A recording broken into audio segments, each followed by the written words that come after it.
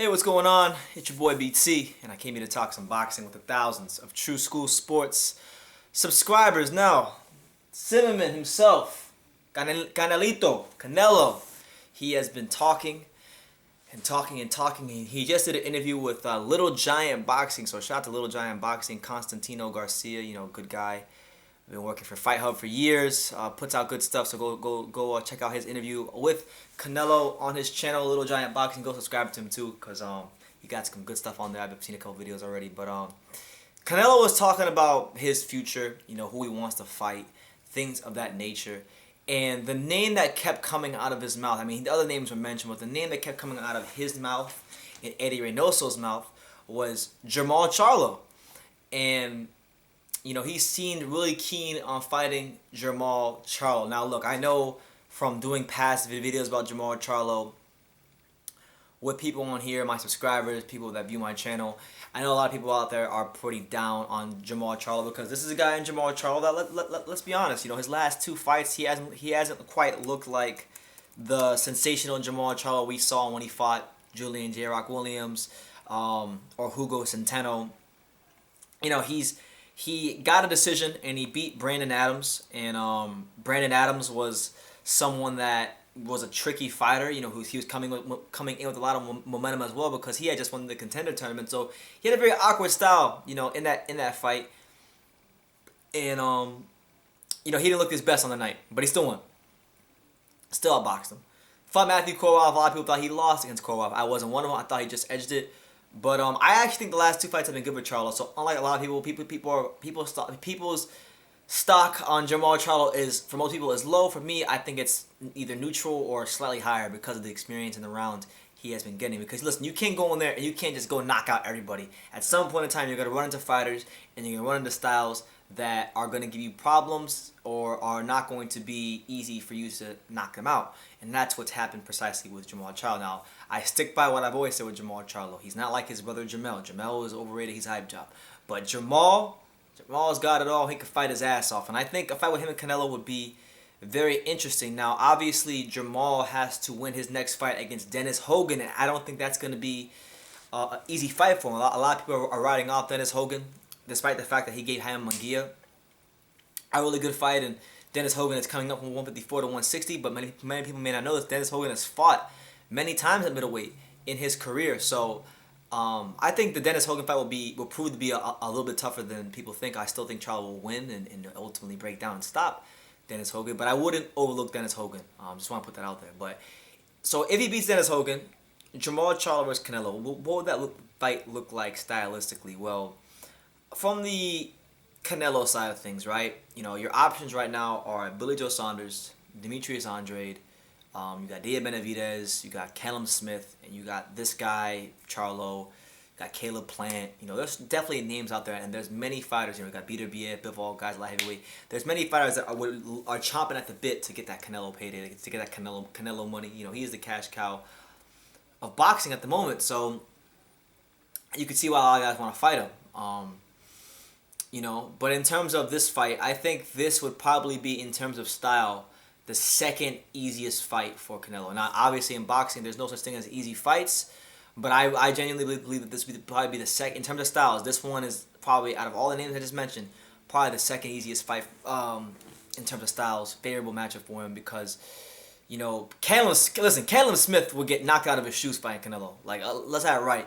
You struggle with John Ryder, who a European level fighter, a good European level fighter, but a European level, fringe world level caliber fighter, backed you up, was having his way, and he's about the same dimensions as Canelo, and not as good. So you already know what Canelo would do to Callum Smith. The guy's weight trained, the guy's weight bully. We've already established that in our previous videos about Callum Smith. But then after that, personally, I think Jermall Charlo would be the second easiest matchup for him out of those names, because of the fact that as good as he is, and for as much as he's been improving, I think his style is very straight up. And the thing with Canelo is he gives you a lot of angles, and he's very elusive. So a guy like that, a lot of his punches come in straight. There's not a lot of dexterity to his punches, and it's going to allow Canelo to slip, turn, move, give him angles. And I just see Canelo Alvarez ultimately counter-punching Jermall Charlo, cutting the distance down, and probably, stopping him. probably stopping him because I don't think Charlo's ever been hit by somebody like Canelo to the body, and it'll be something new for Charlo under those lights if he does fight Canelo. Now we have to also if we're gonna talk about the negatives of Charlo, we also have to talk about the positives and what he brings to the table that's dangerous for Canelo. And yes, for those of you chuckling watching the video, there are some things that Charlo brings to the table that are dangerous for Canelo. Number one, I'm gonna say with Jermall Charlo is his power. Now, one might argue that his power is probably a bit overrated because, ever since he moved to 160, he has been knocking guys out like he was doing at 154. When he was 154, he was stopping Silky Wilkie Canford. He was stopping Julian Williams. He was stopping, Jorge Sebastian Hyland, and guys like that. And, even when he was at 154, people may argue that he didn't even stop Austin Trout. So, what does that really say about his power when you got a guy like Austin Trout who, he didn't stop. People would argue that if his power was truly elite, he would have stopped Austin Trout. But I think his power is respectable enough to give Canelo something to worry about. His ring craft. Now, when I say ring craft, I'm not talking about Jermall Charlo's feet because his feet are not the best in the world. I'm talking about how he blocks, parries, and counters off those blocks and parries. Now, if you guys rewatch that Julian Williams fight. Julian Williams, an exceptionally quick and skilled fighter.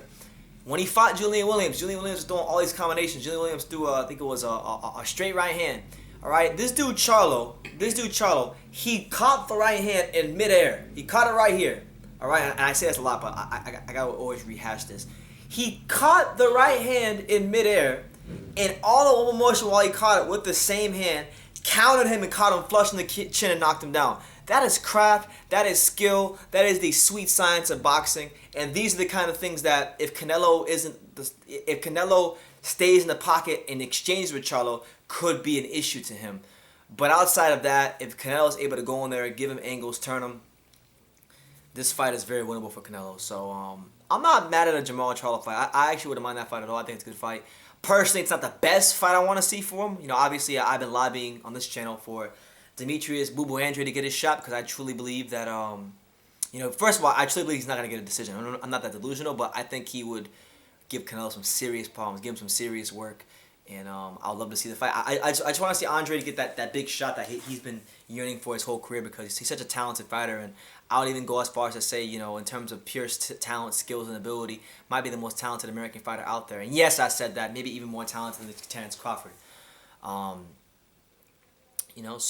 Yeah, I want to see Andre fight Canelo, but I don't think that's gonna happen. So if this fight were to happen, I wouldn't be mad at it. I like Jermall Charlo. I would even say I'm a fan of Jermall Charlo. And it will really tell us a lot about Jermall Charlo and just where he's at in his career and just how good he is, because this is a guy that did some really impressive things on 154, but as time has went on 160, he hasn't really proven himself to be what he was at 154. So if he could beat Canelo, then it proves that he has been improving and what I'm seeing is correct.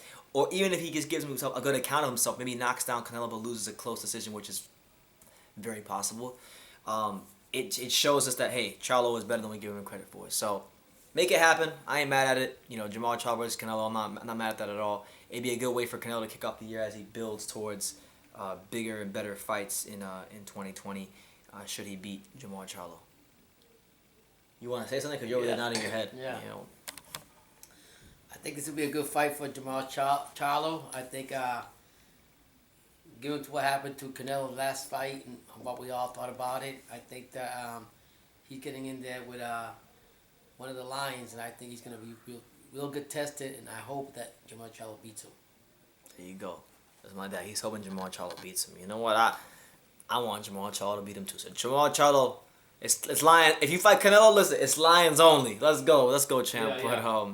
Yeah. Canelo Charlo, make it happen. Let me know what you guys think in the comments down below. Love to see those comments. I'm sure I'll get some good ones in this video. And yeah, take the time to subscribe. Like I say in every single one of these videos, you can love me or you can hate me, but I'm just a kid from Daniel. So until next time, take care, guys.